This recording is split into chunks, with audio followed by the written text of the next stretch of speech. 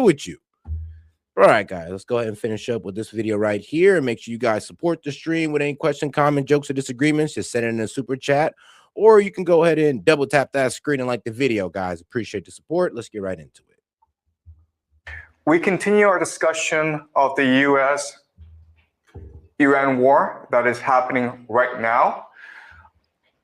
So, as you know, I made the prediction that the United States will lose this war. In last class, we did an overview of the military and strategic position.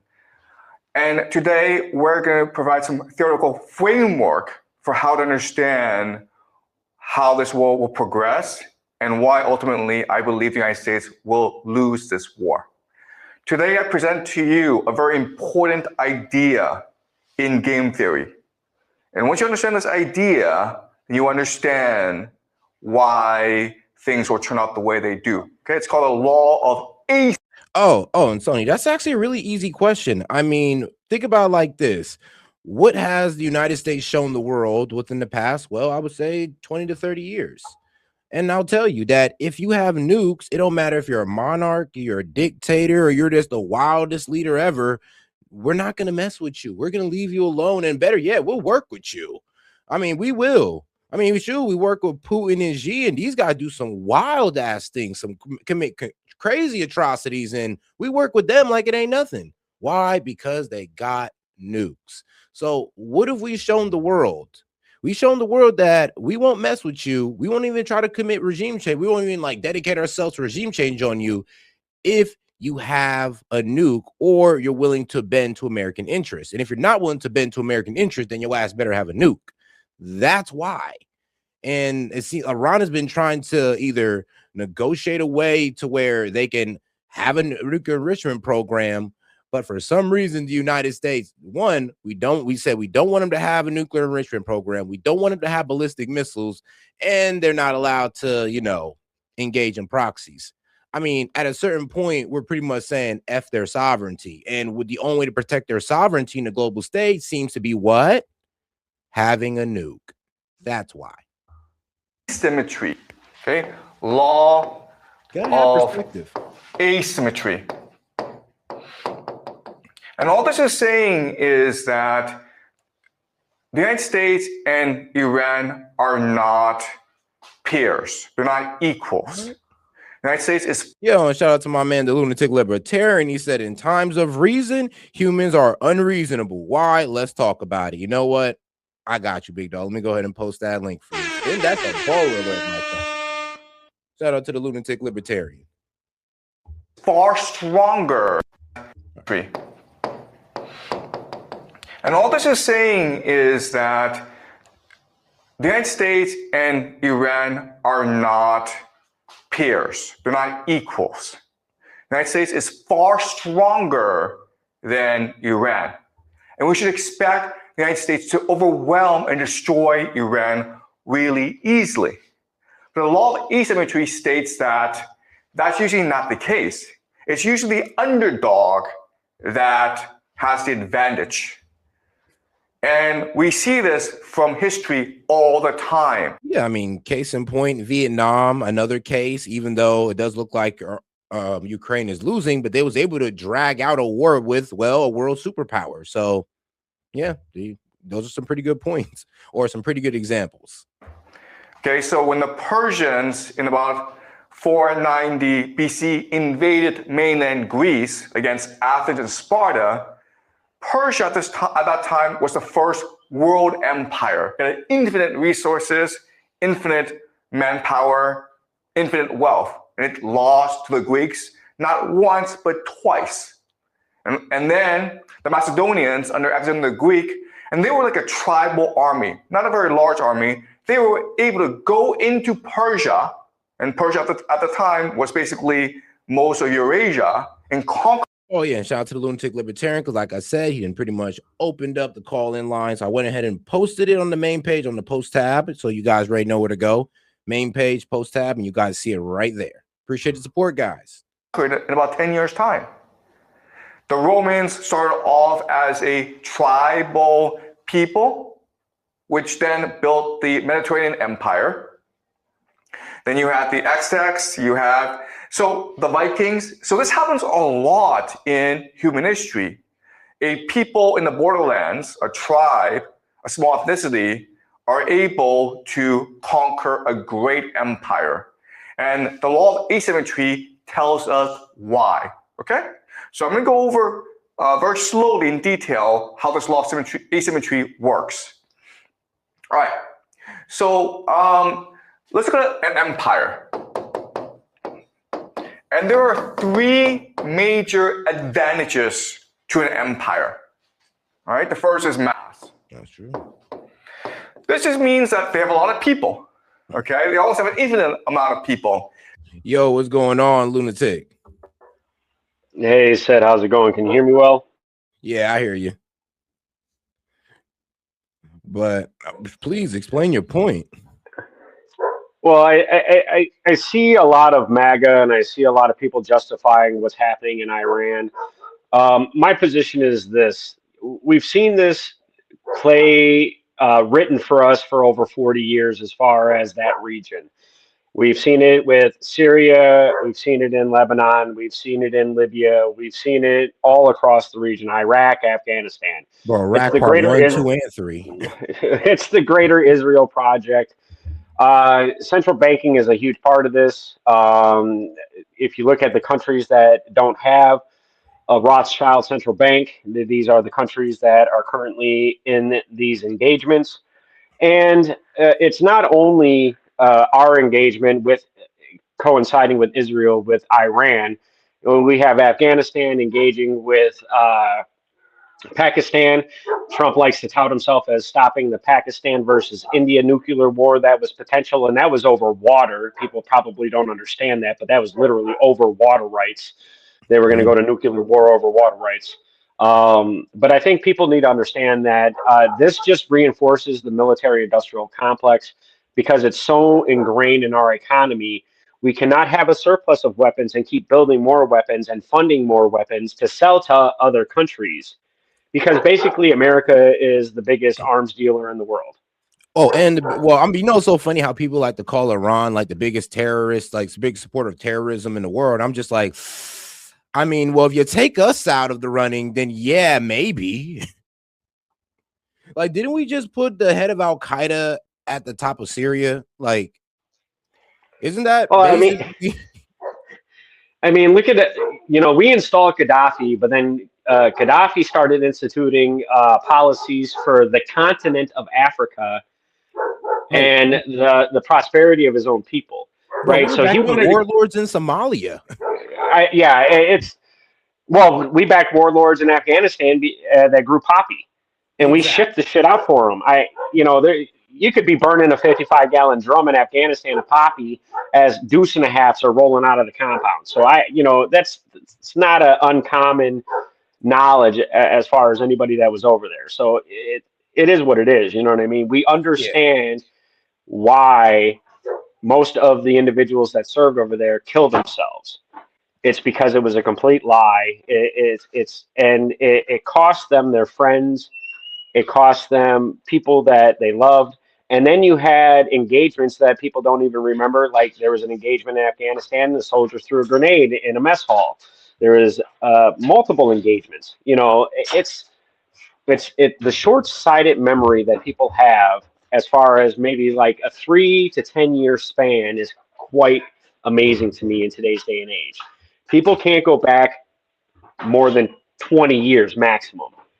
When you have to go back almost 150 years to actually see how all this is generated to today's age. And most people, you know, I'm a technician by trade. So when I troubleshoot an issue, I always have to go back to the point of origin. I don't have the luxury of picking and choosing what causes the problem. It's a hardline fact.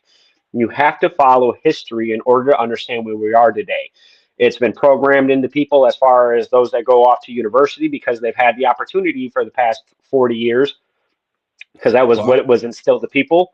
Well, I'll tell you this. You're making a great point on, well, we do got to look at the history of this. Every time we've dedicated any type of military force to overthrow whatever regime we hate in the Middle East, one, it don't go our way, and two, we end up losing lives, and then three, waste of money. Like, and then here we are again with the new face doing it, Trump, and now all of a sudden we think it's okay. It's like, I just cannot accept that. I'm sorry. Like, I'm gonna stand on my anti-war position because war has never benefited us. Shoot, war hasn't benefited not one civilization. It's been the end of all great empires was their war ambitions. What makes you think we're different? Exactly. And why? And I asked another channel that I've collaborated with before, why are we instilled into us all of this glamorization of war? You know, from the movies to the stories to the, History Channel had this whole thing. Hey, World War II in high def color. Yeah. But yet again, we don't understand why media is no longer involved in major Like, occupations bro, they directly is gotta because of sell it. Vietnam. But Well, it's and you know because what? Yeah. right, Vietnam didn't sell that war, and that's what caused a lot of the uprisings here in the United States, and that's why media has been restricted according to DoD policy to no longer be in direct engagements. But I'll be real with you. They sold this war beautifully. I'm gonna be real with you because the rise of what was it, Islamophobia and all this wild stuff. As soon as I started seeing that pop up and everybody just started hating Muslims for like whatever reasons they can imagine, this is when I knew. I was like, oh yeah, we're gonna get into the war with the Middle East because we're trying to get the American people to have a hatred for these people, to have and to dehumanize them. So whatever we do, they're gonna look to the side, and honestly, they're gonna either look away or they're gonna cheer it on. So we've already sold this war through the hatred of Muslims, and now we're about to sell this war through the ooh, look at our shiny weapons. Well, if you look at the programming of the masses in any situation, right, whether it be through Somali immigrant fraud or immigration is now it's no longer they're illegal, now they're asylum seekers. You got to understand the language change that are in all of these arguments and how it manipulates the masses. And that's what really drove me to be libertarian, is that I'm not on the Bloods or the Crips, right? I'm not on the Yeah. Reds or the Blues. I'm on, because I came from Milwaukee, so we had the Latin Kings, and they rock gold and black. So now I'm on the outside going, oh shit, I'm rocking gold now. So, who actually controls power in all of these scenarios? It's the bureaucracy. It's the people that have been in these government organizations for 40, 50 years, and they're not even running for office. They're just appointed. You know what I mean? They're not Yeah. elected officials. And this goes back to Trump's 2016 campaign where he said he was going to drain the swamp. Well, he didn't drain Fauci. He didn't drain all of these people out of these areas. He actually went along with 90% of what the bureaucrats wanted him to do. So are we going to continue to believe the illusion of what Trump is? Or are we going to Mm. see Trump for what he really is on face value? Because if you're going to tell me what you are at face value, I'm going to believe it because usually that is the truth. Yeah, I'm gonna go through your actions. Like, and here's the thing: like, I still want to have hope for Trump, but like I said, as this war drags on, as I'm seeing this guy, gas prices go up and up, as I'm seeing the job reports look worse and worse. Yeah, I'm looking at the stock market. I mean, we lost the Dow is no longer at 50,000, guys. It's like we're losing all the gains that we like gained, and it's dumb. It's dumb over what? War with Iran that don't even make sense because we could have came to a diplomatic solution, but for some reason we got to sell a hatred of this government that's been trying to work with us for a while now. But oh Yeah, it's amazing. It's amazing. But yeah, if you want to continue this video, this professor actually gives a very good dissertation of what we are going through currently. And his predictions are pretty spot on, in my opinion. all right, let's get into it then because I do like Professor Jiang. He definitely did explain this perfectly. But all right. So this happens a lot in human history. A people in the borderlands, a tribe, a small ethnicity, are able to conquer a great empire. And the law of asymmetry tells us why. Okay? So I'm going to go over very slowly in detail how this law of asymmetry works. All right, so let's look at an empire. And there are three major advantages to an empire. All right, the first is mass. This just means that they have a lot of people. Okay, they also have an infinite amount of people. The United States has a population of about 350 million people.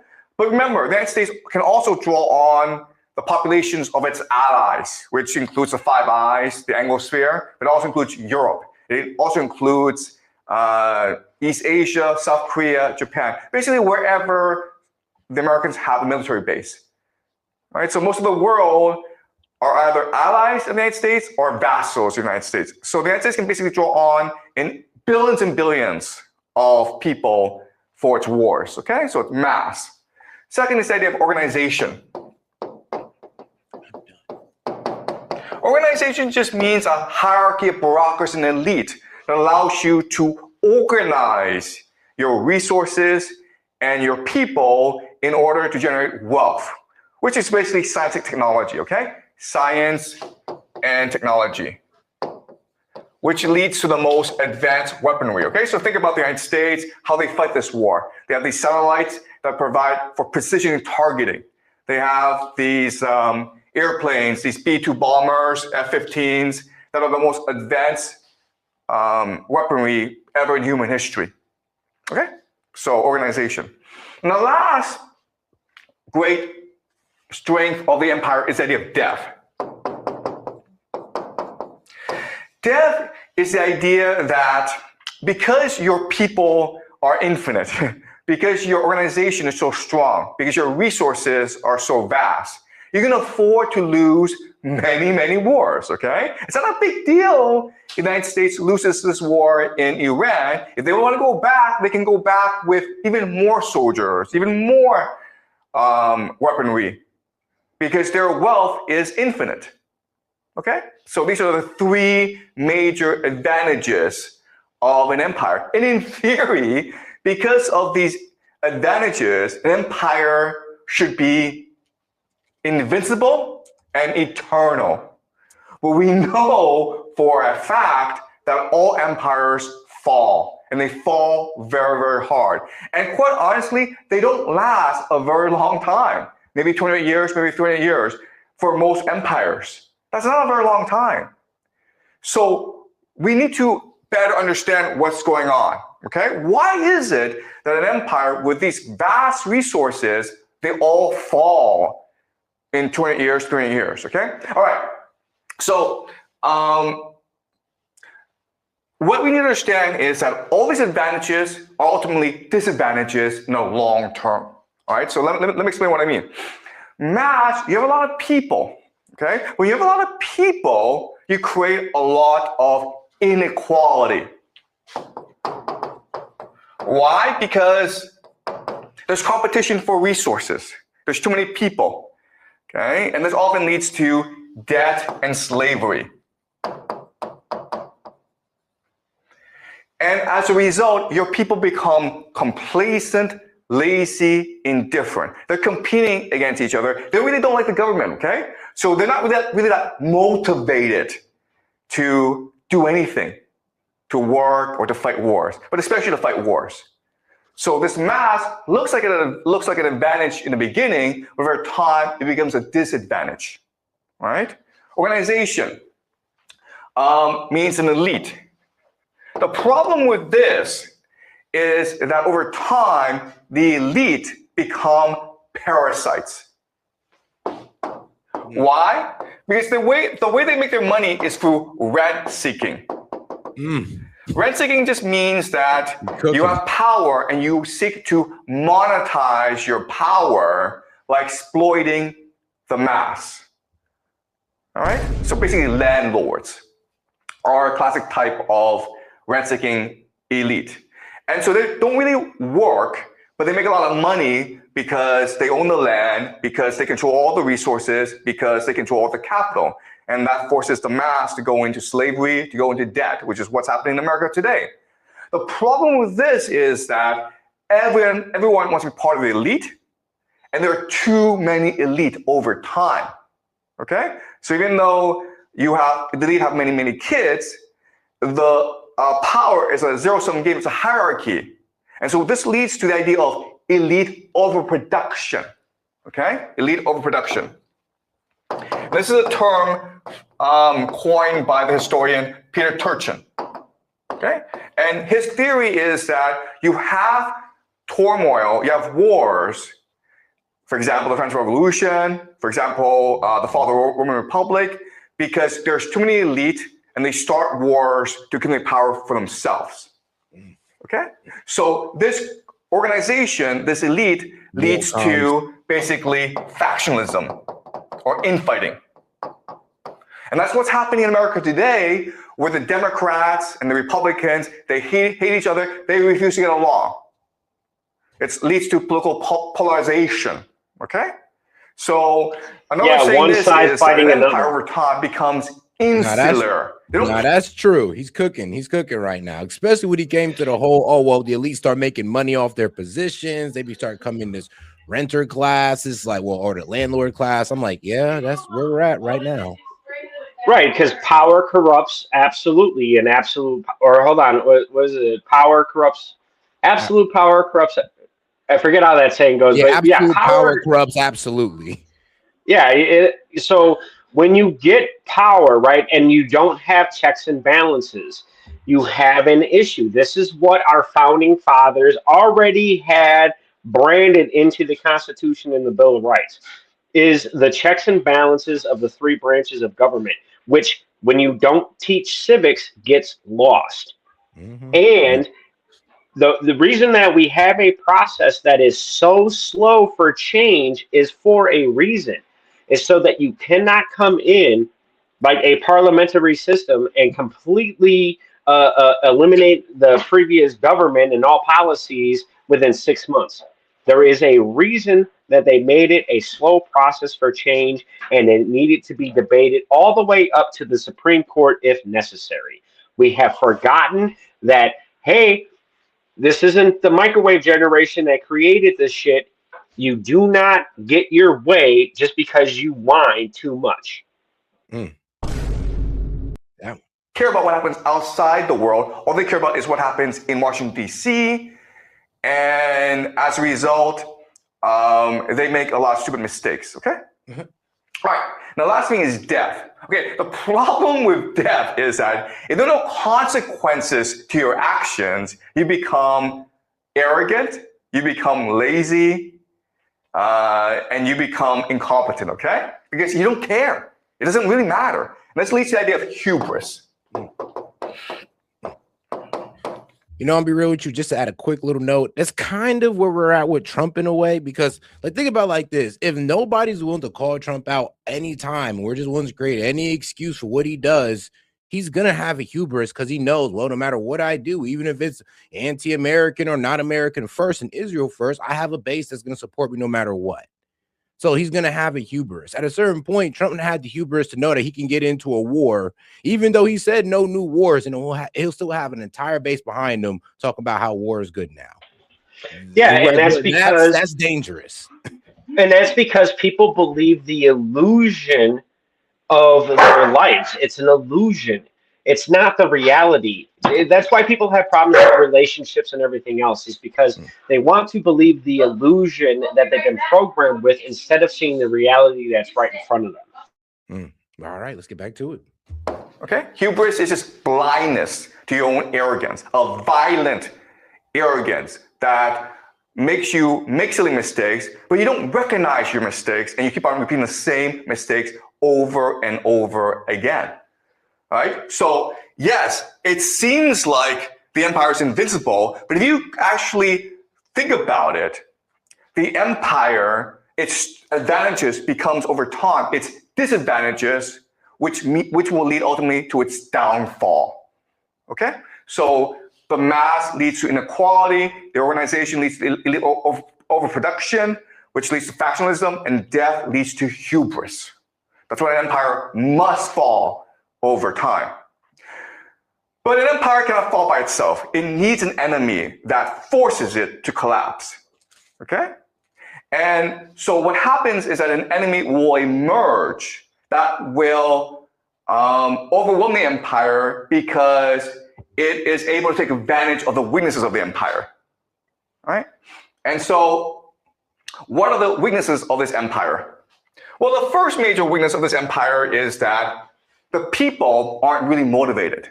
So if you as people are really motivated, you have a huge advantage, okay? We call this energy. Right? Now, as an empire, you become insular. You refuse to admit your mistakes. You refuse to learn from others. Well, if you are willing to admit your mistakes, if you're willing to learn, if you're willing to promote the best and brightest, if you're willing to be meritocratic, you have a huge advantage, okay? And so this idea of openness. Now, the last idea is this. An empire, it's fractured. So if you're able to maintain cohesion, if people are able to remain united, if they're able to have a common purpose, they'll be strong, okay? So if an enemy of the empire emerges with these three qualities, energy, openness, and cohesion, this enemy will defeat the empire. Does that make sense? Okay. So what I want you to focus on as you follow the news in this war between the United States and Iran is ask yourself a question. Will Iran become an energetic, open, and cohesive society? Because if it does, it will become invincible. The empire won't change because of hubris. It's too static. It's too stagnant. It's too bureaucratic. So the empire won't change. The empire will not admit its own mistakes. And quite honestly, Iran, because it's still a country of 92 million people, it still suffers from issues of mass organization and death.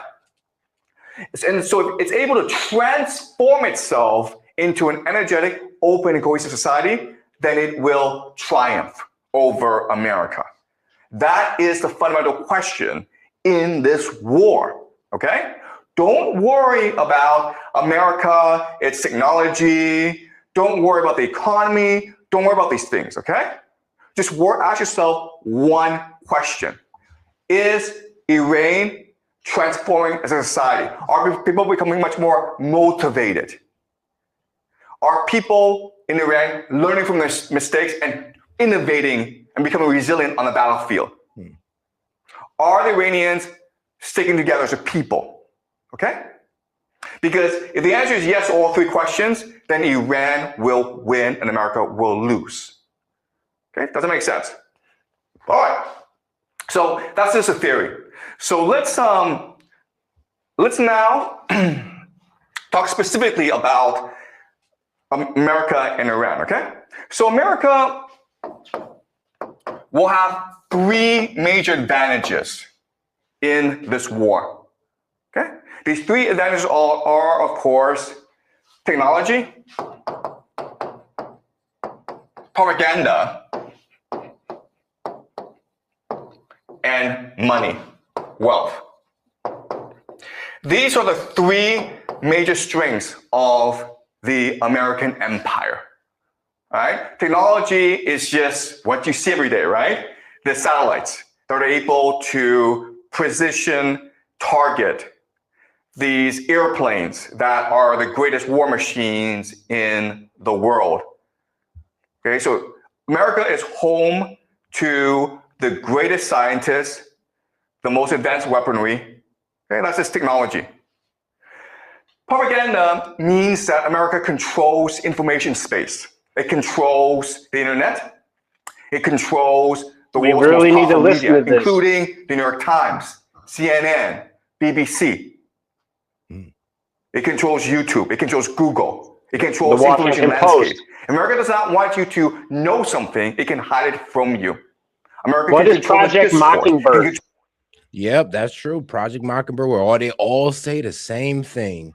Like, what was it? We got a glimpse of sadly, we got a glimpse of Project Mockingbird with right-wing media when they was hitting everybody with the short-term pain for long-term gain. I was like, correct. Oh. Yes, and it was broadcasted over every portion of right-wing media, even independent right-wing media. I think that it's kind of funny that people can, like I said, propaganda creates programming.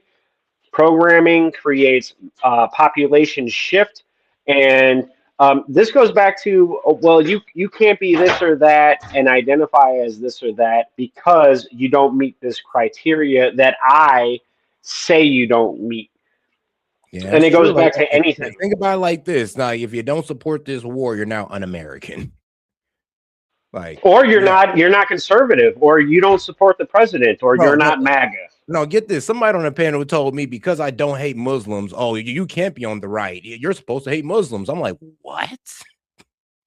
Well, I tell everybody I hate everybody equally. I don't give a shit what you identify as. I'll hate you as an individual human being. Exactly. It's like I focus on individuals. I don't ever try to paint a whole group with a broad brush. It's like I'm gonna be real with you. It's I would say this is a very low IQ thing to try to debate an all statement. Like, all right, let's say, oh, all Muslims are evil. No, that's not true. Like, oh, all Christians are money grubbers. No, that's not true. All Jewish people want Pax Judaica or they want Greater Israel. No, that's not true. So we can never sit there and paint a group with a with a broad brush and sit there and make all statements because you're gonna look foolish every trip. But all right. So how you think about the world. That's propaganda. The last thing is money. Okay, and it's a very simple idea.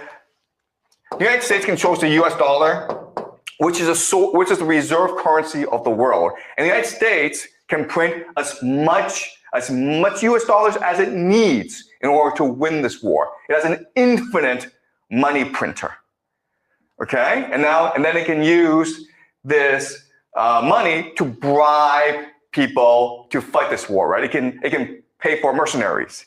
It can bribe ethnic minorities to rebel against the government in Iran. It can bribe Iranian officials to betray the government. Okay. So looking at these three things, you would think that America is invincible, right? But again, we need to think about the law of asymmetry and recognize that these advantages are also disadvantages. All right? So let's discuss this. Technology. Well, you know, if you have the most advanced weaponry in the world, you become lazy, arrogant, and dependent on the technology, right? So the classic example, of course, is our school, where you have access to ChatGPT, right? And like you become smarter because you have access to ChatGPT? No, you become dumber because you become lazy, right? Same thing with technology. You would think that with the most advanced weaponry in the world, America would become invincible, but instead, the American military becomes too dependent on the technology. It becomes too arrogant, too complacent. Okay, it's like, well, you know, if we get into trouble, then we'll just send in the Air Force and blow everything up, okay? So it leads to dependency. And this actually hampers innovation and resilience in the battlefield. And this is what you need to win, okay? You need to be innovative and you need to be resilient on the battlefield, but because of technology, you become too lazy to think for yourself. Good point. All right? So that's one problem.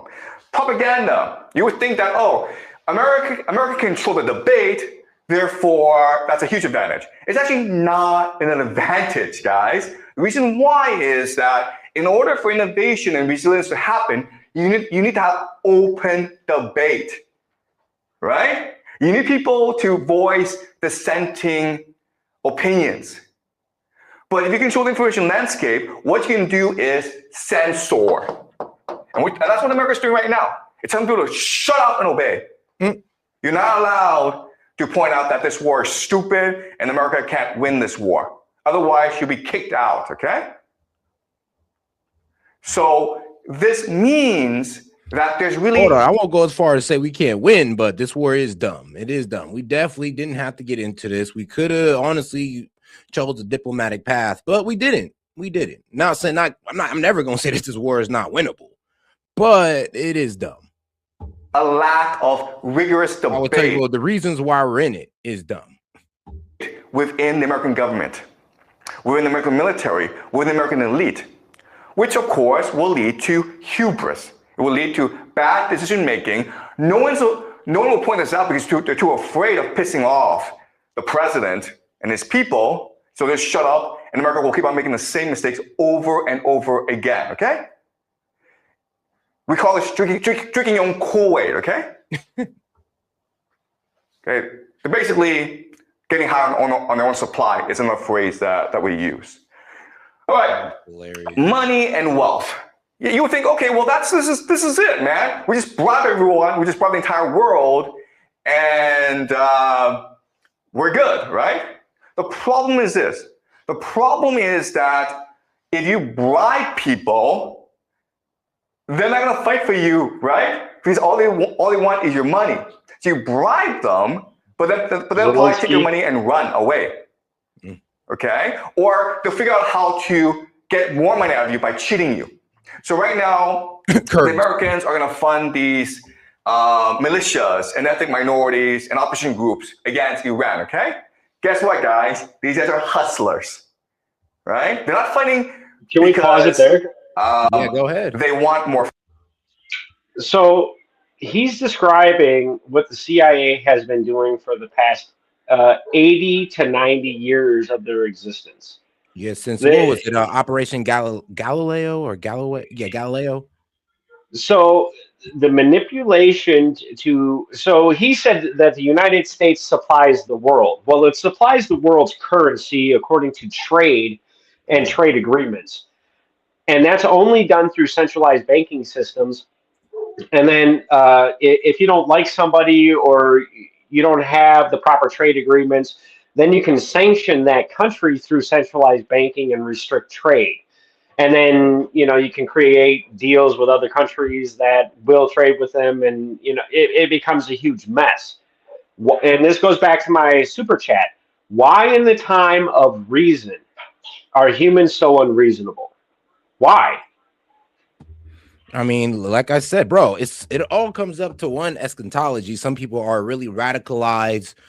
Well, like I said, like it could be the hatred of Muslims. It could just be they have the wrong information about what's been going on with the relationship with Iran. All this stuff that goes into it. Like you would think it would be a pretty reasonable idea. Like, all right, let's just get them back into the JCPOA. Let's just do that.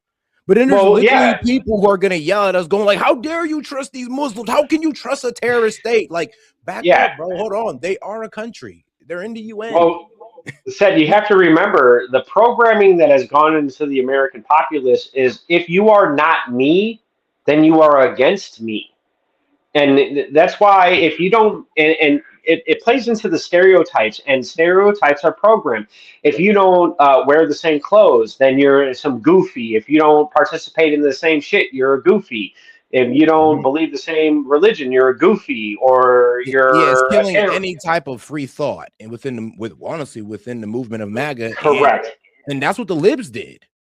So it's killing me how we're trying to do that here. I would say it's killing any free thought in any kind of secular subject. It doesn't matter. It's science. Well, if you didn't take the jab, then you're anti-science. If you don't believe in monotheism, then you're a heretic. If you don't do this, you're that, right? And it goes into my channel is based off of talking to people about labels, titles, and categories of human nature or human survival. And what brings about human superiority complexes amongst the factions of human groups. We got race, color, creed, religion, ideology, all this other shit. But yet again, we can cooperate with each other in a small section of society to make sure that everybody has a piece of goods and services and can survive. This is especially done in the United States, but it's being forgotten. Yeah, and we are being pushed. People do hang on the extremes of, oh, well, we feel like we're better than you. We feel like our society is better than yours. So we should be able to tell your society what to do, control it, order it around. And it's just like, yeah, having that type of mindset is basically the supremacist mindset that honestly everybody hates, that we all say that we want to lean away from. But we tend to do that all the time. Like we're trying to prescribe like our way of life to Iran. We're trying to say, oh, well, no, if we take over Iran, this will be the best thing for them to bring in our way, to bring in our type of democracy. And we don't know that. We don't. We're assuming. And what security systems do human beings need to survive? They need water, which is clean and plentiful. They need a food source. And I don't care if you get your food source from protein, from animal product, or you grow everything out of the ground and consume that product. I don't care which secular ideology that you believe. That's fine. But you need calorie intake. You need water. You need the sun. You need shelter, and then you need, depending on climate, determination of some kind of clothing to protect your skin. That's the basics, and people have gotten away from that. Well, I need a Bugatti, I need Jordans, I need consumerism, I need clean energy, but the clean energy that they're selling me, if it's a windmill, it can't be recycled, still relies on petroleum product. If it's a solar panel that's directly derived from petroleum product, then leaches heavy metals into the ground, is destroying entire ecosystems of nature because we need energy. It's kind of funny that if you pull energy out of secular systems that are only directed towards the individual, nuclear can probably be the cleanest energy that we have that is plentiful. But yet again, you have to have cooperation and the understanding in the technology. There are so many ignorant people that don't understand the basics of how anything works. How do you get them to understand the complexity of nuclear energy? I mean, come on. Good point. That's a very good point, especially when they're already sold into the idea of the electric grid and their AEP bill being whatever the hell it is. But all right, let's get right back to it. Well, right, and they don't even understand what kilowatt hours are. True. Funny because they want to rip off the US government. And so this money issue can be a problem in the long term because the people you're bribing, you can't even trust. And they're not motivated to actually win this war for you. They're actually motivated to scam you as much as possible. And they could be actually a problem in the long term because you're putting so much resources into these hustlers. Okay? All right. So what this means is that America has three major problems. Okay? It has three major problems. The first major problem is the lack of political will.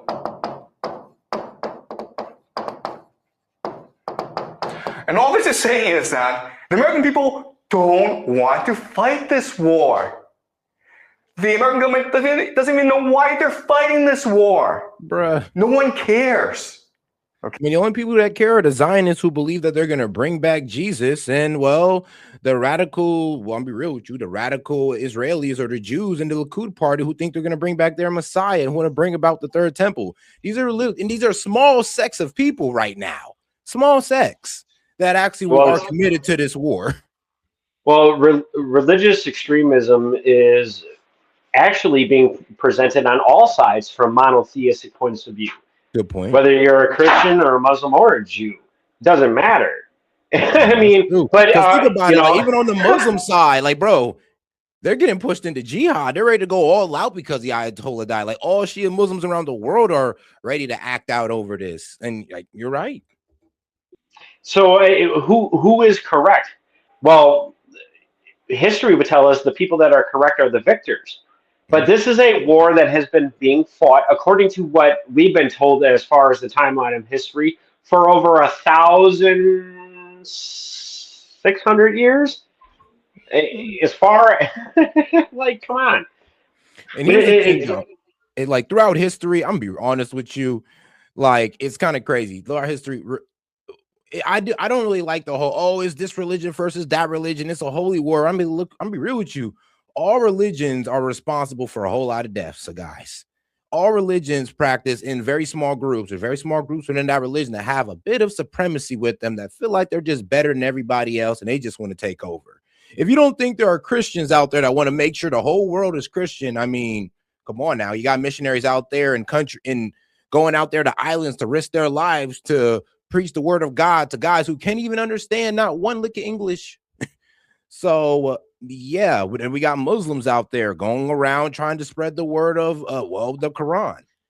So trust me, when people sit there and try to get mad at people spreading their religion and killing over it, I'm just like, bro, this has been happening for years. The only people who really don't spread their religion,